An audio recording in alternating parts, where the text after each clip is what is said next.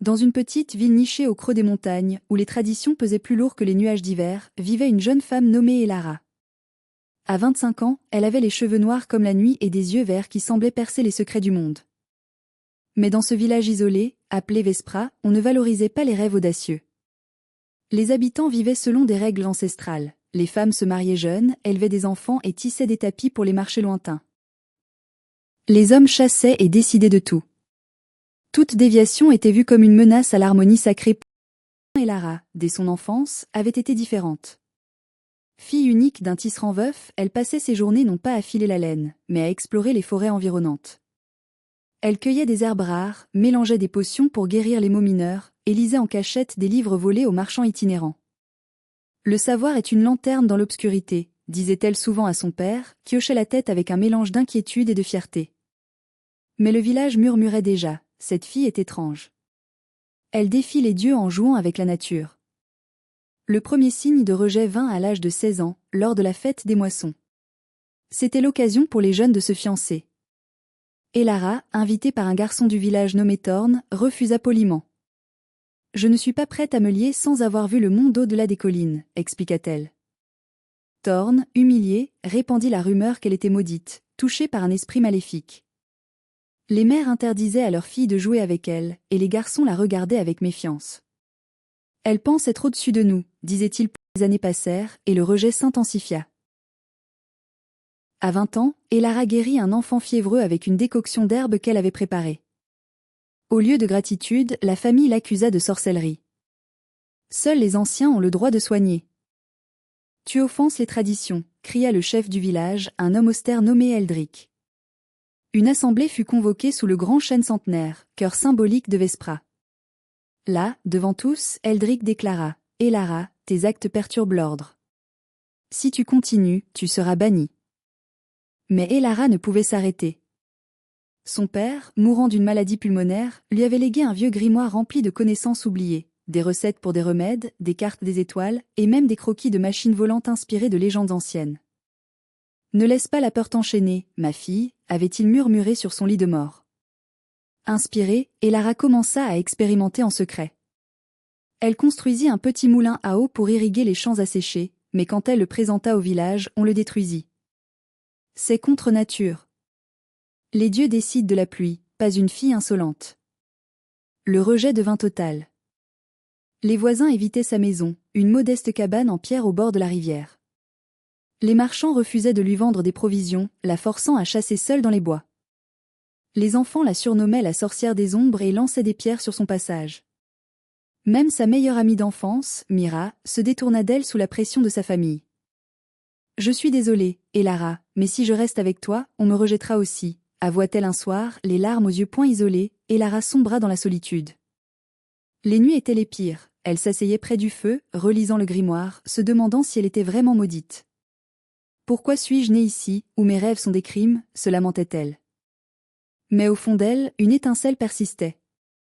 Elle décida de transformer sa douleur en force. Elle perfectionna ses remèdes, créa des onguents qui guérissaient les plaies en un jour, et même un élixir qui redonnait de la vigueur au vieillard. En secret, elle aidait ceux qui osaient frapper à sa porte la nuit, une mère avec un bébé malade. Un chasseur blessé. Ses actes clandestins lui redonnaient espoir, mais le risque grandissait. Le point de rupture arriva lors d'une terrible épidémie. Une fièvre venue des vallées inférieures frappa Vespra comme un fléau. Des dizaines tombèrent malades, y compris Eldrick lui-même. Les anciens invoquèrent les dieux avec des sacrifices, mais rien n'y fit.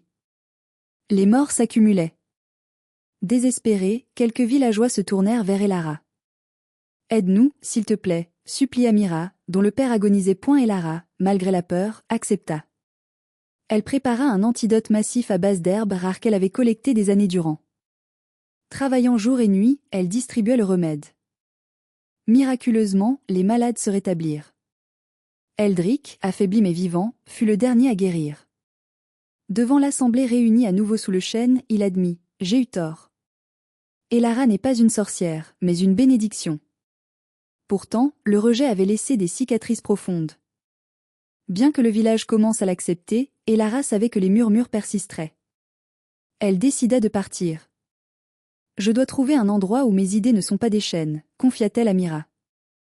Avec son grimoire et quelques provisions, elle quitta Vespra à l'aube, marchant vers les grandes villes au-delà des montagnes. Sur la route, elle rencontra des voyageurs qui parlaient d'une académie dans la capitale, où des savants étudiaient la nature sans peur des traditions. Intriguée, elle s'y rendit. Là, ses connaissances furent célébrées. Elle devint apprentie d'un grand herboriste et bientôt, ses inventions comme un système d'irrigation avancé inspiré de son moulin détruit révolutionnèrent l'agriculture locale. Des années plus tard, Elara revint à Vespra, non plus comme une paria, mais comme une héroïne. Elle apporta des semences résistantes, des remèdes préventifs, et même des livres pour éduquer les enfants. Le village avait changé, les femmes apprenaient à lire, les hommes acceptaient les innovations. Eldrick, vieilli, s'inclina devant elle. Tu nous as montré que le rejet naît de la peur, et que le vrai progrès vient du courage. Elara sourit, son cœur enfin apaisé. Elle avait transformé son exil en triomphe, prouvant que même rejetée par toute une société, une âme déterminée peut illuminer le monde. Elara naquit sous un ciel étoilé, dans une nuit où les loups hurlaient aux portes de Vespra. Sa mère mourut en la mettant au monde, laissant son père, un tisserand nommé Aron, seul avec cette petite fille aux yeux verts perçants. Dès ses premiers pas, Elara montra un esprit curieux. Au lieu de jouer avec des poupées de chiffon, elle ramassait des insectes, observait les oiseaux, et posait des questions incessantes. Pourquoi les étoiles bougent-elles? Pourquoi l'eau coule-t-elle toujours vers le bas? Aron, un homme doux mais conformiste, encourageait sa curiosité en secret. Il lui apprit à lire avec des parchemins volés, lui racontant des histoires de mondes lointains où les femmes commandaient des armées et inventaient des merveilles. Mais Vespra était un bastion de tradition. Les anciens, gardiens des coutumes, veillaient à ce que nul ne s'écarte du chemin tracé. La société est une toile fragile, disait-il. Un fil déviant, et tout s'effondre. À l'école du village, une simple lutte où un vieil enseignant récitait des prières et des règles, et Lara excellait, mais ses questions dérangeaient. Pourquoi les filles ne peuvent-elles pas chasser? Demanda-t-elle un jour. L'enseignant la réprimanda, parce que c'est ainsi depuis toujours. Ne défie pas les dieux. Enfant. Les autres élèves rirent, et ce fut le début des moqueries. Elara la curieuse, la surnommait Il, un nom qui vira vite à Elara l'étrange point adolescente, Elara aida son père à l'atelier. Mais pendant que les autres filles apprenaient à tisser des motifs floraux, elle imaginait des designs inspirés des constellations. Un jour, elle créa un tapis représentant une carte des étoiles, avec des fils luminescents qu'elle avait teints avec des baies phosphorescentes. Au marché, il attira l'attention d'un marchand étranger qui l'acheta pour une somme exorbitante.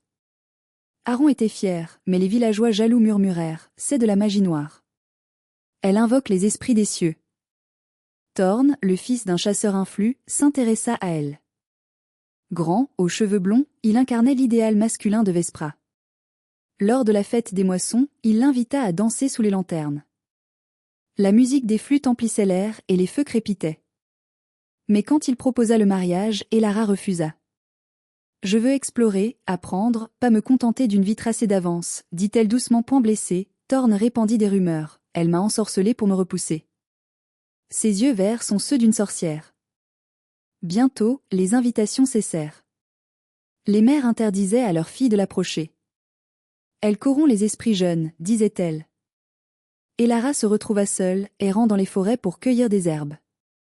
Là, elle découvrit le pouvoir des plantes, une feuille pour calmer la douleur, une racine pour guérir les infections. À 18 ans, Aron tomba malade. Une toux sèche le rongeait, fruit des poussières de l'atelier. Les anciens prièrent, offrirent des sacrifices, mais rien n'y fit. Elara, désespérée, fouilla dans les vieux coffres de son père et trouva le grimoire, un livre ancien, relié en cuir usé, rempli de formules alchimiques et de dessins mécaniques. C'était à ton grand-père, un voyageur qui a fui Vespra pour les mêmes raisons, expliqua Aron faiblement.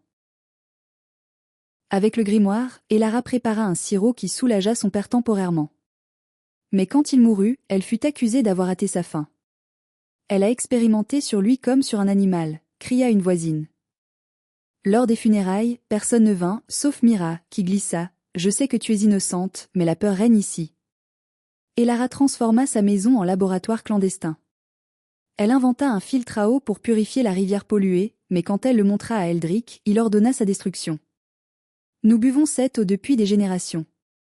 Ton invention insulte nos ancêtres. Les rejets s'accumulaient comme des nuages d'orage. Les marchands refusaient ses tapis, la forçant à troquer en secret. Les enfants la suivaient en chantant des comptines moqueuses. Elara la sorcière, dans sa cabane noire, mélange des poisons pour nous faire choir. Un soir, des jeunes masqués jetèrent des torchets sur son toit, mais la pluie les éteignit. Mira, Maria Thorne, vint la voir en cachette. Ils disent que tu es dangereuse. Même mon mari te hait. Elara, les larmes aux yeux, répondit, je n'ai fait que chercher la vérité. Pourquoi la société me punit-elle pour cela? Dans sa solitude, Elara écrivit un journal, le rejet est une lame qui coupe l'âme. Mais peut-être que de la douleur naît la force. Elle perfectionna ses remèdes, aidant anonymement ceux qui en avaient besoin. Un chasseur blessé frappa à sa porte une nuit. Elle le guérit sans un mot. L'hiver apporta l'épidémie. La fièvre ravagea Vespra. Toux, sueur, délirium. Eldrick invoqua les dieux, mais les morts montaient. Mira perdit son enfant, Thorne fut alité. Désespéré, un groupe vint chez Elara. S'il te plaît, aide-nous. Tes herbes sont notre dernier espoir. Elara hésita, mais son cœur l'emporta. Elle récolta des ingrédients rares, racines des montagnes, feuilles des grottes humides et prépara l'antidote. Distribué en secret d'abord, puis ouvertement, il sauva des vies. Eldrick, guéri, convoqua l'assemblée. Elara n'est pas une ennemie. Elle est notre sauveuse. Mais le dommage était fait. Elara savait que l'acceptation était fragile. J'ai été rejetée pour qui je suis. Je ne peux rester où l'on m'a brisée. Elle partit avec son grimoire, traversant forêts et rivières. Sur la route, elle rencontra des nomades qui l'accueillirent. Dans les villes, les esprits comme le tien sont célébrés, dirent-ils. À la capitale, l'Académie des savants l'accepta.